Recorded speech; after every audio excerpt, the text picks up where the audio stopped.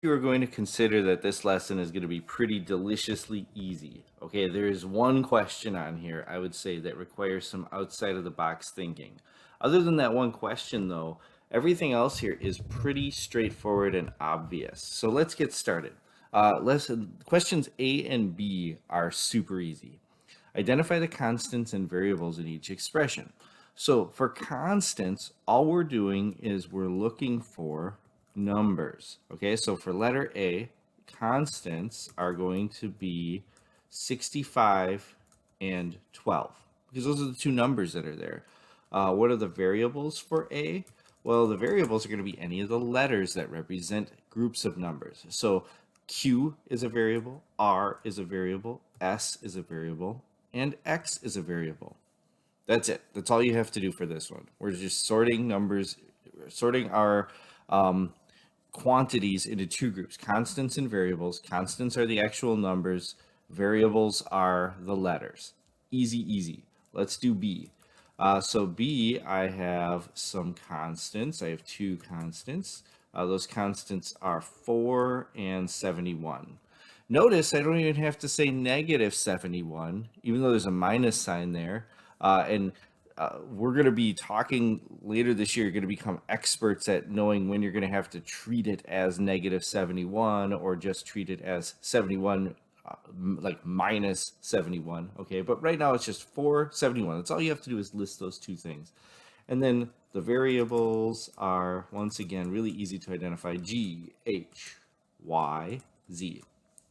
There we go. A and B are done. No curveballs there. Everything was really easy so far. The second section is where we run into the one problem that's a little hard. Okay, C is not. It says we're supposed to identify the factors and the coefficients in each of these problems. So let's see, letter C in this expression, 17DEF, we have factors. Let's see, everything is a factor here. 17, D, E, and F are all factors. But now, are any of these factors coefficients? Yes, there is one coefficient. It's 17. Because remember, a factor that is a number multiplying a bunch of variables is a coefficient. And that's what we have going on here. I'm just going to be trying to consistent in my notation here. All right, so that's C. Let's go on to D. D is UV over 4. Here's the curveball. Well, this one, it's pretty easy for me to identify two of my factors. Two of my factors are U and V. But now what about that divided by 4? How do I show that as a factor? Let me ask you this. Is there something you could multiply UV by to get UV over 4? That's the question. Because remember, factors are things that are being multiplied together. Now here's something that I'm going to repeat again and again in algebra. And this is for the most part, this is true, okay? All subtraction is actually addition. All division is actually multiplication. Okay, they're sister operations. So when you do subtraction, all you're doing is adding an opposite number. So 3 minus 2 is actually the same as 3 plus negative 2. Do you see how that subtraction problem is related to an addition problem that does the same thing? The same is true with multiplication division. UV divided by 4 is the same as something times UV. There's something we can multiply UV by to make the same thing. You know what you would multiply UV by to get UV over 4? What if one of our factors was 1 over 4? That is one of our factors here. Because if I multiply UV by 1 over 4th, I get UV over 4. Okay, so anytime you have a division going on in one of your terms, you can envision it as if it was a multiplication. And that's the outside of the box thing that you have to do. You have to be on the lookout for divisions that you can treat like multiplications for the purposes of listing factors. That's the only one that comes up, though.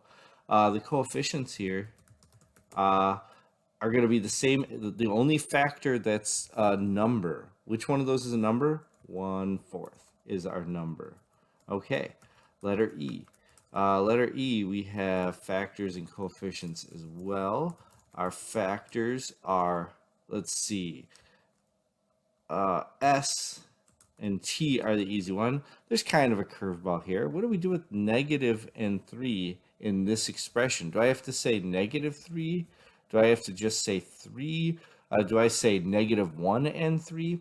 The best thing to do here is if you just have an expression that looks like this with a negative out front and there's no previous number out front, we're going to say that one of our factors is negative 3.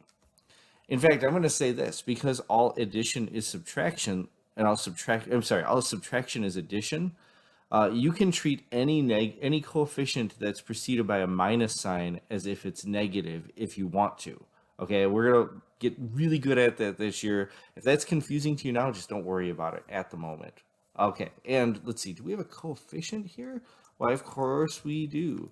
Our coefficient is negative 3. That's the number that's multiplying our variables. And then F, okay, I guess there's kind of a curveball here too, but again, it's not a really hard one. So our factors are A, B, and C. Our coefficient, whenever there's no coefficient out front of a group of variables, there's an implied coefficient. And that implied coefficient is the thing we multiply A, B, and C by that gives us ABC. Okay, what is it? 1. Anytime there's no coefficient, there's an implied coefficient of 1. Does that make sense? Because 1, if you multiply something by 1, it's just going to be itself. So I'm not changing the number by multiplying it by 1, and that's the implied coefficient. Okay, next we're going to identify terms in these expressions, but we're not going to do that by writing anything. We're actually going to do that by circling the terms. So let's go ahead and do that.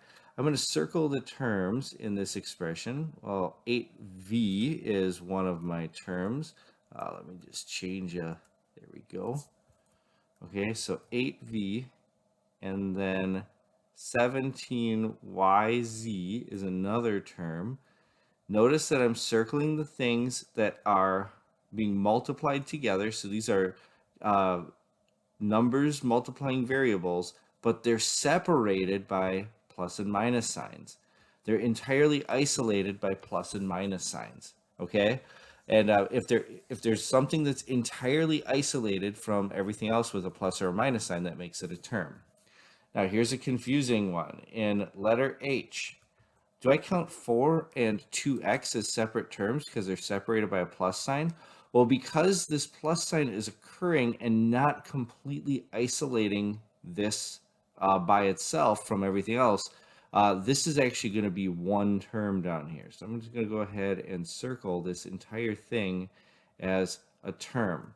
It's a term because it's not completely isolated from the other terms by a plus or minus sign.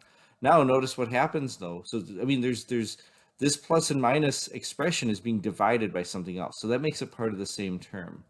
But then there is a plus sign that completely isolates it from what's right next to it. So this is its own term, this 18s. Let's circle that. And then we'll also circle 47jkl as its own term. Okay, and that's how we identify terms. Let's take a look at this last problem. This is sort of a real world example. Bill's Bikes uses the expression below to calculate rental fees. How many terms are there in that expression? Well, if I go ahead and look at that expression, I see that there are 1, 2, 3 terms that are completely isolated from each other with plus or minus signs. So I'm going to say there's 3 terms. Notice that one of my terms is just a constant. 6.5 is just a constant. That is okay to be a term, though. You don't have to have a variable to make something a term. Identify the constants. Well, the constants are just going to be the numbers that are not letters. So that's going to be 6.50 is one constant. Another constant would be 3.25. And then a final constant is 0.75. Okay, so those are my 3 constants. And then the variables are simply going to be h and b. H and b. All right, there we go. That's how you work these kinds of problems. Straightforward, Pretty simple. It's all about just identifying different types of numbers as you work with variables and expressions.